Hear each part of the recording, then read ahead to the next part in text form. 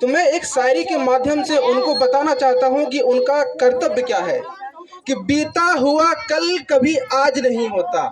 साथियों, बीता हुआ कल कभी आज नहीं होता, आसमान में उड़ने वाला पक्षी सिर्फ बाज नहीं होता।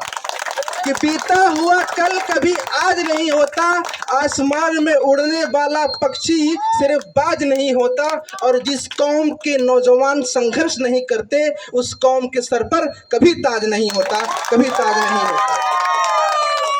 आज मुझे बहुत अच्छा लगता है कि हमारे समाज के युवा, हमारे समाज के बच्चे बड़े बड़े यूनिवर्सिटीज़, बड़े बड़े विश्वविद्यालयों, बड़े बड़े संस्थानों में पढ़ाई कर रहे हैं और बड़े बड़े उच्च पद को प्राप्त कर रहे हैं। कोई डॉक्टर, कोई कलेक्टर, कोई इंजीनियर, कोई प्रोफेसर, यहाँ तक कि राष्ट्रपति जैसे पद को भी लोग अर्जित कर रहे हैं, लोग प्राप्त कर रहे हैं।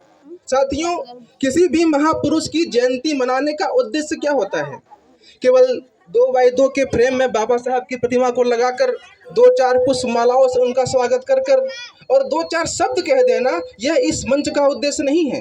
बल्कि किसी भी महापुरुष की जयंती मनाने का सबसे बड़ा उद्देश्य यह होता है कि उनके द्वारा बताए गए रास्तों पर चलना।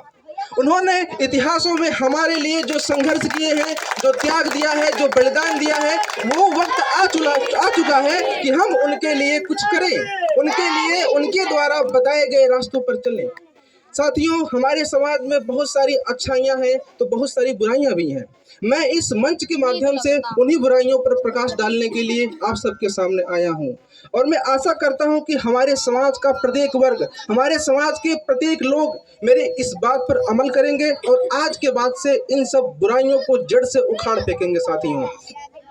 साथियों, अगर मैं अपने गाँव की बात करूँ तो मुझे ये कहते हुए बड़ा अफसोस हो रहा है कि हम आज जिस सभा में बैठकर डॉक्टर बाबा साहेब भीमराव अंबेडकर की 134वीं जन्म दिवस मना रहे हैं, मुझे ये कहते हुए बहुत ही अफसोस हो रहा है कि इसके अगले ही दिन यहाँ पर बैठ के जुआ खेला जाएगा।